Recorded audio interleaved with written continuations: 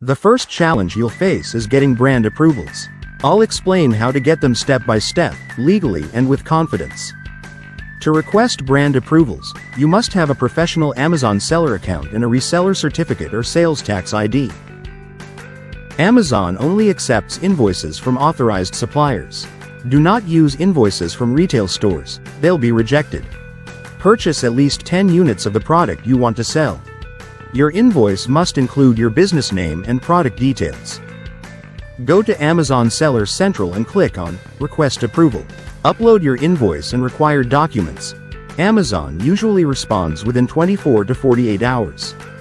If your account is new, Amazon might take time to approve requests. Start with easier brands like Dove or Logitech.